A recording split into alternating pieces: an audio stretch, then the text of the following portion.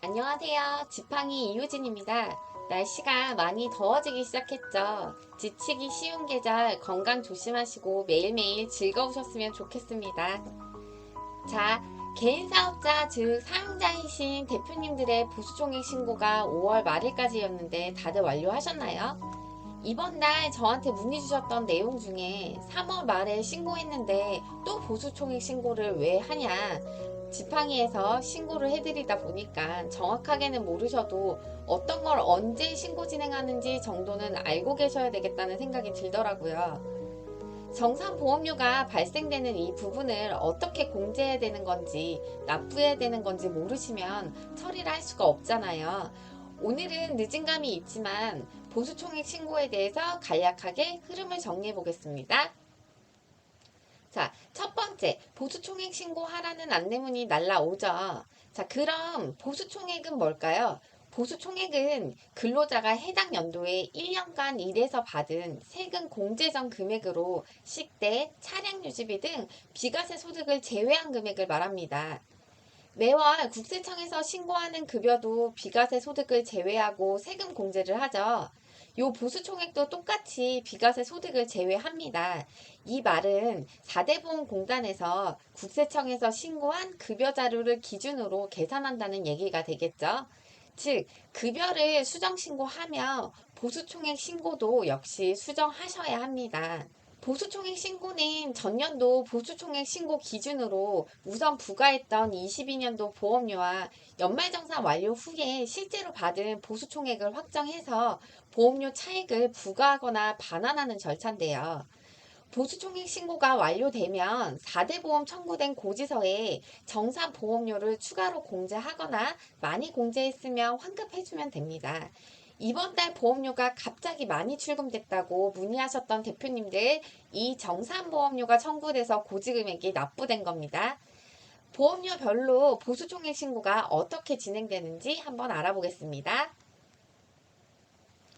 자, 아직 우편으로 보수총액 신고 안내문 받지 않으셨다고 보수총액 신고 안 하고 계신 기간은 없으시겠죠?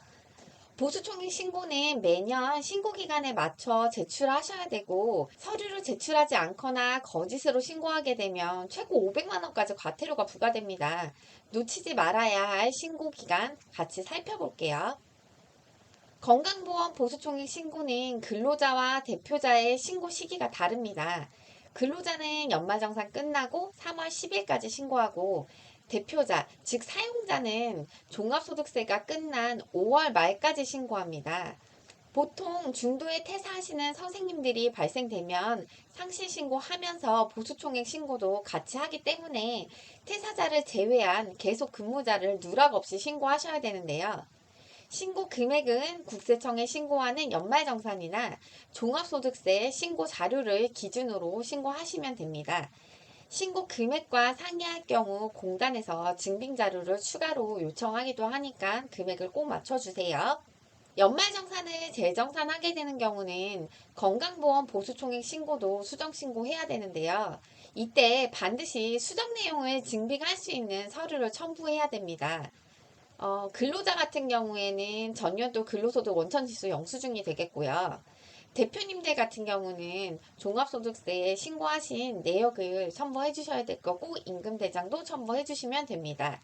이렇게 모든 금액을 신고하면 근로자에 따라서 보험료가 추가 징수되거나 환급 절차가 이루어지는데, 대부분 근로자분들은 추가 징수입니다. 올해도 코로나19 여파로 작년과 동일하게 CP에 분할 적용됐고, 일시납을 원하면 별도로 신청하라는 안내문 다들 받으셨죠? 원칙적으로는 5회 분할 납부만 가능한데 코로나 때문에 10회 적용되었습니다. 자, Q&A 보겠습니다. 퇴직자는 상실신고 시 퇴직정산을 하는데 보수총액 신고에 제출해야 되나요? 원래 퇴직자는 제외하고 계속근무자만 신고하잖아요. 근데 퇴직 시에 신고한 보수총액이 변경되는 경우는 재정산된 금액으로 신고하셔야 됩니다. 그럼 휴직 근로자나 중도에 입사한 근로자는 어떻게 해야 될까요? 동일하게 신고하셔야 되고, 휴직 기간은 근무월 수에서 제외하고 고용보험에서 받는 육아휴직 급여 같은 보전적 급여도 보수총액에서 제외하셔야 됩니다. 중도 입사자 같은 경우는 현 근무지의 보수총액만 신고하고 종전에 근무하셨던 보수총액은 합산하지 않습니다. 중도 입사자와 휴직자 모두 단 하루라도 근무한 날이 있으면 해당 근무월은 근무월수에 포함하셔야 됩니다. 요 신고 방법을 다 기억하실 필요는 없고요. 신고 시기나 신고 대상만 기억하시면 됩니다. 넘어갈게요. 건강보험료와 마찬가지로 고용산재보험료도 신고된 보수월의 기준으로 산정된 보험료가 매월 부과됩니다. 올해 산정된 보험료와 실제 납부한 보험료의 차액을 정산해서 추가 납부하시면 되는데요. 고용산재보험료의 보수총액은 건강보험료 보수총액 신고 기간보다 조금 더 긴 15일까지입니다. 신고를 하지 않거나 거짓으로 신고하게 되면 역시 300만 원 미만의 과태료가 부과되고요. 또 건강보험료 보수총액 신고 대상은 대표자가 포함되지만 고용산재 보수총액 신고는 대표자가 포함되지 않습니다. 정산액이 발생 시 5월 10일까지 납부, 6월 10일까지 납부 총 2회에 걸쳐서 각각 분할 정산됩니다. 만약에 원치 않으시면 일시납 신청하시면 되고 필요하시면 상담 문의 남겨주시면 처리해드리겠습니다. 자, Q&A 볼게요. 폐업기간의 경우 보수총액 신고 시기는 언제인가요? 부가고지 사업자인 경우 소멸로부터 14일 이내에 보수총액 신고를 해야 됩니다. 즉 폐업의 경우 해당 직원의 상실 신청 시 같이 신청해 주시면 되는데 폐업 신청하실 때 저희 사무실 되어 있으면 대행 가능하니까 꼭 말씀 주세요. 일반적으로 기관에서 근로자에 대한 보수총액을 공단에 신고하는 것은 의무사항입니다. 하지만 국민연금은 다른 보험료와 다르게 정산 제도가 없습니다.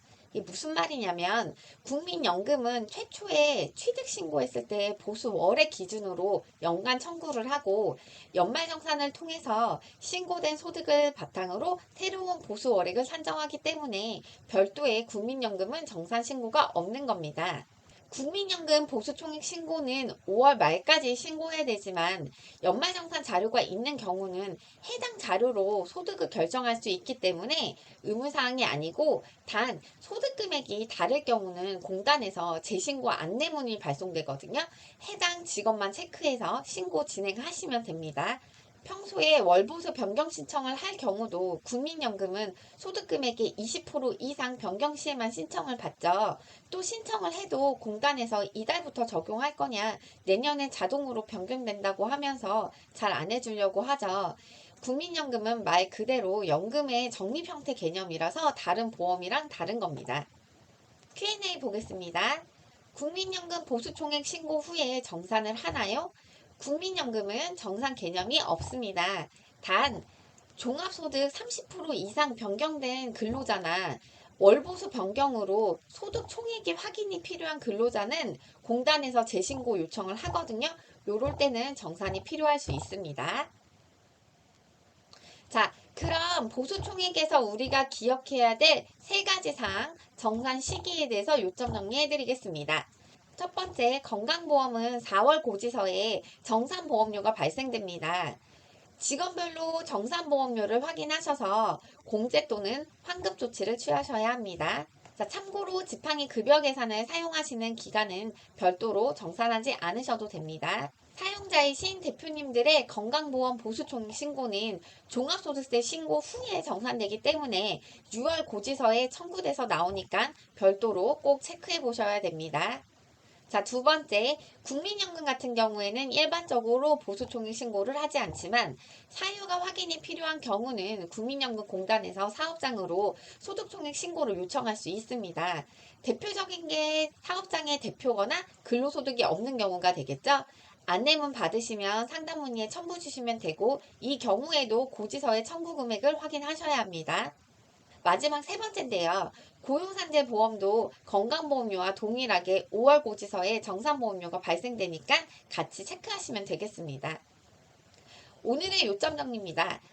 직원이 중도 퇴사하면 소득세 환급금 발생되죠. 같은 개념으로 연말정산 한 다음에 소득세 환급되거나 납부금액에 대한 정산하는 것처럼 건강보험료도 고용산재도 같이 정산해 주시면 됩니다. 퇴사자, 연말정산, 보수총액 요 세 가지만 기억하시면 되겠습니다. 지팡이 급여 계산 프로그램을 사용하시면 별도의 정산이 없으세요. 그래서 요거 안 하셔도 되지만 개별적으로 급여 계산하시는 기관들은 꼭 해당 월의 청구 금액을 확인하셔서 정산하셔야 됩니다. 오늘은 보수총액 신고의 정산 보험료에 대해서 알아봤습니다. 도움이 되셨을까요?